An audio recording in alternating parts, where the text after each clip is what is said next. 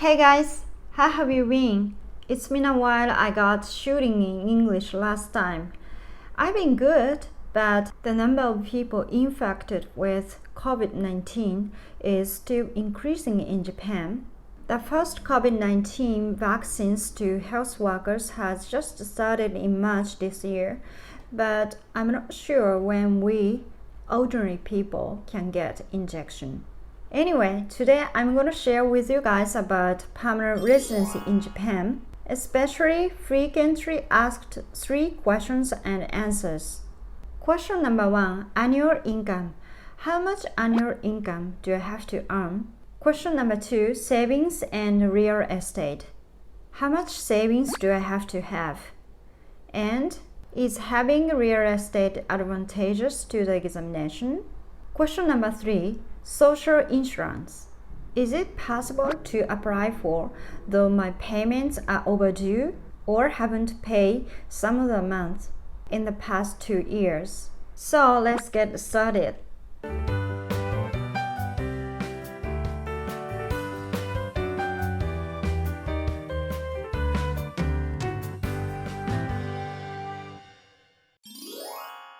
You might know the requirements for gaining the permanent residency in Japan are getting harder every year. Well, July 2019, the new criteria for permanent residency has released by the Immigration Services Agency, especially the number of years to submit the certification has increased, such as tax payment certification or pension payment certification. I'm gonna answer 3 of the questions I mentioned before using the new criteria. Question number 1, annual income. How much annual income do I have to earn? The answer is annual income has to exceed 3 million yen for 5 years in a row. But this amount is for single and no dependent. If you have one dependent, you have to add approx 800,000 yen per year to the annual income requirement.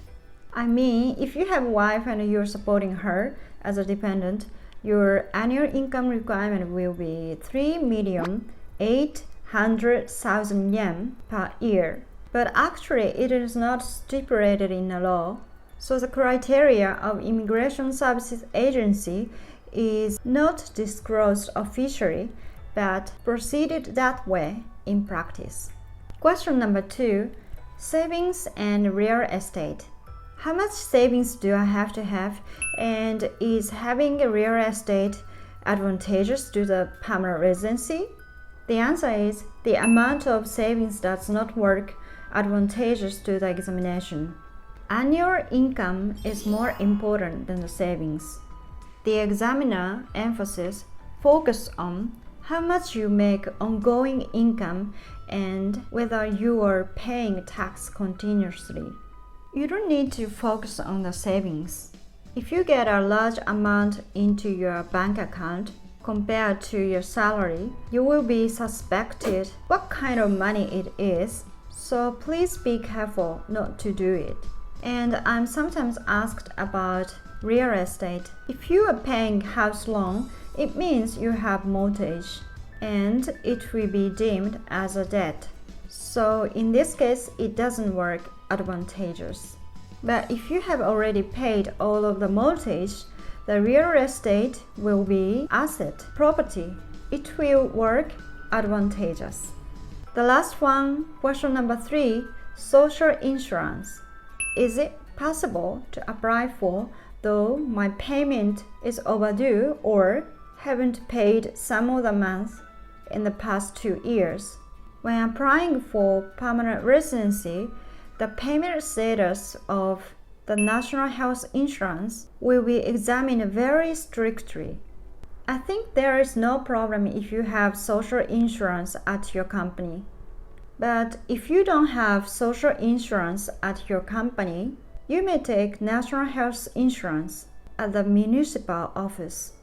In this case, you have to pay national health insurance by yourself by using payment slip arrived at your home or automatically withdrawn at your bank account. If you pay by paying slip every month, you have to pay attention to the deadline. The payment deadline is written on the payment slip. Please be careful even if you paid all of your applicable payment. You will be disapproved just because you are not in time for the payment deadline. The possibility to gain a permanent residency will be very low. If you have delayed in payments or haven't paid some of the amount in the past 2 years, you cannot apply for until 2 years have passed since you paid all of the amount. You need to make a track record that proves you have paid for 2 years. You may find it long for 2 years to wait, but you will never granted permanent residency unless you have track record.